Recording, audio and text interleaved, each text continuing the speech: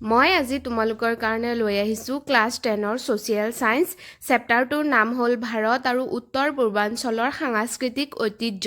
এইটো ইতিহাস খণ্ডৰ হয়, চেপ্টাৰ 5। এইটোৱে লাষ্ট চেপ্টাৰ হয় আৰু এই চেপ্টাৰটোৰ পৰা মই তোমালোকৰ কাৰণে গোটেইখিনি MCQ লৈ আহিছোঁ দেই, গোটেইখিনি MCQ লৈ আহিছোঁ এই চেপ্টাৰটোৰ পৰা।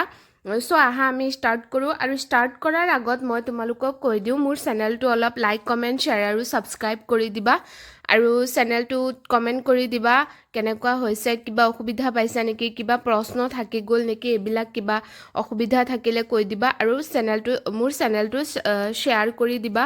শ্বেয়াৰ কৰি দিলে মোৰ ছাবস্ক্ৰাইবাৰ বাঢ়ে, এইখিনি হেল্প মোক কৰি দিবা যিহেতু ময়ো তোমালোকক ইনডাইৰেক্টলি হেল্পেই কৰি আছোঁ, ইমান ধুনীয়াকৈ প্ৰশ্নবিলাক দি আছোঁ। চ' তোমালোকে মোক এইখিনি হেল্প কৰি দিবা। চ' আহা আমি ষ্টাৰ্ট কৰোঁ। ফাৰ্ষ্ট প্ৰশ্নটো হ'ব যে সিন্ধু সভ্যতাৰ ঘাই নিৰ্মাতা কোন আছিল? উত্তৰটো হ'ব দ্ৰাবিড়সকল। পিছত আছে অহিংসা পৰম ধৰ্ম বাক্যশাৰী কোনখন গ্ৰন্থৰ পৰা লোৱা হৈছে? মহাভাৰতৰ পৰা লোৱা হৈছে। পিছত আছে জননী জন্মভূমিশ্চ স্বৰ্গদপি গৰীয়সী বাক্যশাৰী কোনখন গ্ৰন্থৰ পৰা লোৱা হৈছে? ৰামায়ণ। এইখিনি ধুনীয়াকৈ পঢ়ি ল'বা। বসুধৈৱ কুটুম্বকম বাক্যশাৰী কোনখন গ্ৰন্থৰ পৰা লোৱা হৈছে? মহোপনিষদ গ্ৰন্থৰ পৰা। পিছত আছে অসতু মা সৎ গময় তমসু মা জ্যোতিৰ্গময় মৃত্যু মা অমৃতময় গময় উক্ত বাক্যশাৰীৰ অৰ্থ কি? অসত্যৰ বিপৰীতে সত্যৰ প্ৰতি, অজ্ঞান আন্ধাৰৰ বিপৰীতে জ্ঞানলোকৰ প্ৰতি আৰু মৃত্যুৰ বিপৰীতে অমৃতময়িতালৈ নিয়া। এই বাক্যশাৰীৰ অৰ্থ। পিছত হ'ব যে মোগল যুগত স্থাপত্যসমূহত কি শৈলীৰ প্ৰয়োগ কৰা হৈছিল? ফাৰ্চী শৈলীৰ। পিছত আছে গান্ধাৰ শিল্পকলা কোন অঞ্চলত বিকশিত হৈছিল? উত্তৰ পশ্চিম পাকিস্তান তথা পূৰ্ব আফগানিস্তান অঞ্চলত। প্ৰশ্নটো চোৱা, ভাৰতবৰ্ষত চৰকাৰী স্বীকৃতিপ্ৰাপ্ত ধ্ৰুপদী নৃত্য কেইবিধ আৰু কি কি? চ' উত্তৰটো হ'ব কথকলি মালায়ালম আৰু কেৰেলা, মোহিনীয়াট্টম কেৰেলা, ভাৰতনাট্যম তামিলনাডু, কুচিপুড়ি অন্ধ্ৰপ্ৰদেশ, ওডিচী উৰিষ্যা, কথক উত্তৰ প্ৰদেশ, সত্ৰীয়া অসম আৰু মণিপুৰ মণিপুৰী। চ' কেইটা আছে? 8টা আছে। 1 2 3 4 5 6 7 আৰু 8। চ' এই 8টা তোমালোকে ধুনীয়াকৈ মুখস্থ কৰি থৈ দিবা আৰু কোনটো নৃত্য কোনটো ৰাজ্যৰ হয় এইটো ভালকৈ মনত পেলাই থৈ দিবা আৰু লিখি ল'বা। পিছত ধুনীয়াকৈ পঢ়ি থৈ দিবা। তেতিয়া তোমালোকৰ যদি আহে যে সত্ৰীয়া নৃত্য কোনখন ভাৰতবৰ্ষৰ কোনখন ৰাজ্যৰ ধ্ৰুপদী নৃত্য হয়, তেতিয়া অসম বুলি লিখিব পাৰিব লাগিব ন। চ' তেনেকৈ ভাৰতনাট্যম ক'ৰ হয়, তামিলনাডুৰ হয়, তেনেকৈ মুখস্থ কৰি থৈ দিবা আৰু 8বিধ আছে, এইটো মনত ৰাখি থৈ দিবা। আন্তঃৰাষ্ট্ৰীয় যোগ দিৱস কেতিয়া পালন কৰা হয়? 21 জুন তাৰিখে। প্ৰতি বছৰৰে 21 জুন তাৰিখে আন্তঃৰাষ্ট্ৰীয় যোগ দিৱস পালন কৰা হয় আৰু এই 21 জুন তাৰিখৰ পৰা যে আন্তঃৰাষ্ট্ৰীয় যোগ দিৱস পালন কৰা হ'ব, এইটো কোনে কেতিয়া ঘোষণা কৰিছিল? ৰাষ্ট্ৰসংঘই 2015 চনত ঘোষণা কৰিছিল। তেনেকৈ আহিব পাৰে প্ৰশ্ন যে 21 জুন তাৰিখৰ পৰা প্ৰতি বছৰে আন্তঃৰাষ্ট্ৰীয় যোগ দিৱস পালন কৰা হ'ব বুলি কোনে কেতিয়া ঘোষণা কৰিছিল? তেতিয়া প্ৰশ্নৰ উত্তৰ হ'ব ৰাষ্ট্ৰসংঘই 2015 চনত ঘোষণা কৰিছিল। পিছত প্ৰশ্ন হ'ব পতঞ্জলীৰ যোগ পদ্ধতিত কেই প্ৰকাৰৰ যোগ বিধান আছে? দিয়া আছে 8 প্ৰকাৰৰ, অৰ্থাৎ অষ্টাদংগ যোগৰ বিধান দিয়া আছে 8 প্ৰকাৰৰ। অষ্টাদংগও আহিব পাৰে তেনেকৈ। যম, নিয়ম, আসন, প্ৰাণায়াম, প্ৰত্যাহাৰ, ধাৰণা, ধ্যান আৰু সমাধি, এই 8বিধ যোগৰ বিষয়ে দিয়া আছে। যোগসূত্ৰ নামৰ গ্ৰন্থৰ সংকলন কোনে কৰিছিল? পতঞ্জলীয়ে। পিছত আছে ভাৰত চৰকাৰে গঠন কৰা উত্তৰ পূৰ্বাঞ্চল পৰিষদটোৰ নাম কি? North east council. পিছত হ'ব মেঘালয়ৰ লোকসকল কেতিয়াৰ পৰা খ্ৰীষ্টিয়ান ধৰ্মত দীক্ষিত হ'বলৈ আৰম্ভ কৰিছিল? 1830 চনৰ পৰা। পিছত আছে ভাৰতৰ সংগীত নাটক অকাডেমীৰ দ্বাৰা স্বীকৃতিপ্ৰাপ্ত ধ্ৰুপদী নৃত্যটোৰ নাম কি? মণিপুৰী নৃত্য। পিছত হ'ব মিজো শব্দৰ অৰ্থ কি? পাহাৰৰ বাসিন্দা। মিজোসকলৰ নৃত্যবিধৰ নাম কি? চেৰাও নৃত্য। কেতিয়াৰ পৰা মিজোসকলে চপচৰ কুট উদযাপন কৰিবলৈ লয়? 1973 চনৰ পৰা।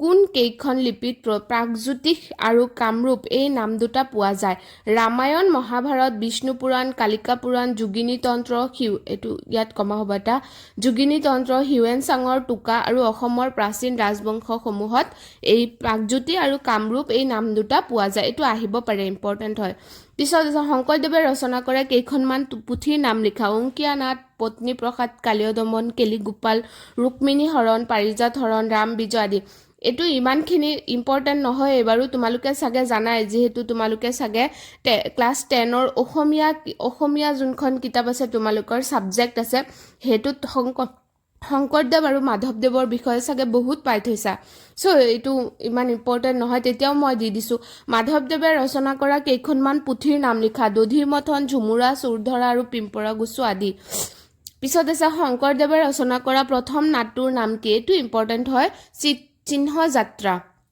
পিছত হ'ব যে ভট্টদেৱে ৰচনা কৰা গ্ৰন্থসমূহৰ নাম লিখা ভট্টদেৱে ৰচনা কৰা গ্ৰন্থসমূহ হ'ব কথা গীতা ভাগৱত কথা আৰু কথা ৰত্নাৱলী পিছত হ'ব অসমৰ প্ৰথম বাৰ্তালোচনী অৰুণোদয় কোনে কেতিয়া প্ৰকাশিত কৰিছিল আমেৰিকান বেপ্টিষ্ট মিছনেৰীসকলে 1846 চনত এইটো প্ৰকাশিত কৰিছিল কোনে কৰিছিল আমেৰিকান বেপ্টিষ্ট মিছনেৰীসকলে চ' ইয়াৰ পিছত হ'ব প্ৰশ্ন যে পুৱামক্কা ক'ত আছে হাজোত আছে পুৱামক্কা ঠিক আছে পিছত হ'ব তলাতল ঘৰ কোনে নিৰ্মাণ কৰিছিল স্বৰ্গদেউ ৰুদ্ৰসিংহই নিৰ্মাণ কৰিছিল চাংৰুং ফুকনৰ বুৰঞ্জী বুলিলে কি বুজা এই প্ৰশ্নটো আহিব পাৰে উত্তৰটো হ'ব যে আহোম শাসন ব্যৱস্থাত মঠ মন্দিৰ ৰাস্তা ঘাট ঘৰ দুৱাৰ আদি নিৰ্মাণ কাৰ্যত জোখমাখ আদি চোৱা চিতা কৰিবলৈ চাংৰুং ফুকন নামৰ এগৰাকী বিষয়া আছিল চাংৰুং ফুকনৰ কাৰ্যাৱলী লিপিবদ্ধ থকা বুৰঞ্জীসমূহক চাংৰুং ফুকনৰ বুৰঞ্জী বুলি কোৱা হয় ইয়াৰ পিছত হ'ব যে ৰাভা আৰু বড়োসকলৰ লোকনৃত্যৰ নাম কি ৰাভাৰ হ'ল ফাৰাকান্তি আৰু বড়োসকলৰ বাগৰুম্বা এইটো মুখস্থ কৰি থবা বহুত বেছি ইম্পৰ্টেণ্ট হয় ইয়াৰ পিছৰ কুৱেশ্যনটো চোৱা ৰঙালী বিহু কেতিয়া পালন কৰা হয় উত্তৰটো হ'ব চ'ত মাহৰ শেষ দিনটোৰ পৰা আৰম্ভ কৰি বহাগ মাহৰ প্ৰথম 6 দিনলৈ ৰঙালী বিহু পালন কৰা হয় ইয়াৰ পিছৰ প্ৰশ্নটো হ'ব চ'ত মাহৰ শেষৰ দিনটোক কি বুলি কোৱা হয় সংক্ৰান্তি বা দুমাহী বুলি কোৱা হয় এই দিনটোক গৰু বিহু হিচাপে পালন কৰা হয় চ'ত মাহৰ শেষৰ দিনটোক দুটা কৰা হয় সংক্ৰান্তি বা দুমাহী বুলিও কোৱা হয় আকৌ এই দিনটোক গৰু বিহু বুলিও কোৱা হয় পিছত আছে বহাগৰ প্ৰথম দিনটোক কি বুলি কোৱা হয় মানুহ বিহু বুলি কোৱা হয় ইয়াৰ পিছত হ'ব যে কাতি বিহু কেতিয়া পালন কৰা হয় কাতি বিহু আহিন মাহৰ শেষৰ দিনটোত পালন কৰা হয় বড়োসকলে কাতি বিহু কিদৰে পালন কৰে উত্তৰটো হ'ব সিজু গছৰ তলত পবিত্ৰ ভাৱেৰে চাকি জ্বলাই পালন কৰে ইয়াৰ পিছত আহিব মাঘ বিহু বা ভোগালী বিহু কেতিয়া পালন কৰা হয় পুহ মাহৰ শেষৰ দিনা মাঘ বিহুৰ আগৰ দিনটোক উৰুকা বোলে ঠিক আছে মাঘ বিহুৰ আগৰ দিনটোক উৰুকা বোলে আৰু মাঘ বিহু কেতিয়া পালন কৰা হয় পুহ মাহৰ শেষৰ দিনা মনত ৰাখিবা ইয়াত দুটা উত্তৰ আছে ইয়াৰ পিছত আছে মাঘ বিহু কিয় ভোগালী বিহু বুলি কোৱা হয় উত্তৰটো হ'ব মাঘ মাহৰ সময়ছোৱাত খাদ্য সামগ্ৰী উভৈনদী হয় খোৱা বোৱাৰ প্ৰাধান্য থকাৰ বাবে মাঘ বিহুক ভোগালী বিহু বুলি কোৱা হয় ইয়াৰ পিছৰ প্ৰশ্নটো হ'ব অসমত প্ৰচলিত কিছুমান লোকগীতৰ নাম লিখা হ'ব নিচুকনি গীত বিয়ানাম আইনাম ধাইনাম কামৰূপী লোকগীত গোৱালপৰীয়া লোকগীত টোকাৰী গীত দৰঙৰ চিয়া গীত নাঙেলী নামৰ গৰখীয়া গীত হ'ব গৰখীয়া গীত আৰু চেৰাঢেক আদি ইয়াৰ পিছৰ প্ৰশ্নটো হ'ব কোন দুজন ব্যক্তিক ওজাপালিত বিশেষ খ্যাতি অৰ্জন কৰাৰ বাবে সংগীত নাটক অকাডেমীৰ বঁটা প্ৰদান কৰা হৈছিল উত্তৰটো হ'ব দৰঙৰ ললিত চন্দ্ৰ নাথ আৰু কিনাৰাম নাথ ইয়াৰ পিছৰ প্ৰশ্নটো হ'ব বৈদিক যুগৰ সূচনা কেতিয়া হৈছিল খ্ৰীষ্টপূৰ্ব 1500 চনমানত হিন্দু সভ্যতাৰ পতন হোৱাৰ পিছত বৈদিক যুগৰ সূচনা হৈছিল এতিয়া যদি আহে যে হিন্দু সভ্যতাৰ পতনৰ পিছত কোনটো যুগৰ সূচনা হৈছিল তেনেকেও প্ৰশ্ন আহিব পাৰে তেতিয়া তোমালোকে উত্তৰ লিখিবা বৈদিক যুগৰ সূচনা হৈছিল ইয়াৰ পিছৰ প্ৰশ্ন হ'ব পৃথিৱীৰ প্ৰাচীনতম ধৰ্মগ্ৰন্থখনৰ নাম কি এটো হ'ব ঋগ্বেদ ইয়াৰ পিছত হ'ব ঋগ বৈদিক যুগ বা আদি বৈদিক যুগ কাক বোলে উত্তৰ হ'ব ঋগবেদৰ আনুমানিক ৰচনাকালৰ ওপৰত ভিত্তি কৰি খ্ৰীষ্টপূৰ্ব 1500 চনমানৰ পৰা খ্ৰীষ্টপূৰ্ব 1000 চন পৰ্যন্ত সময়ছোৱাক আদি বৈদিক যুগ বা ঋগ বৈদিক যুগ বুলি কোৱা হয় পিছত হ'ব যে বৈদিক সংস্কৃতিৰ মূল নিৰ্মাতা কোন আছিল বৈদিক সংস্কৃতিৰ মূল নিৰ্মাতা আৰ্যভাষী নৰ্দিক গোষ্ঠীৰ লোকসকল আছিল ইয়াৰ পিছত হ'ব দ্ৰাবিড়সকলক আন কি নামেৰে জনা যায় দ্ৰাবিড়সকলক মেডিটেৰিয়ান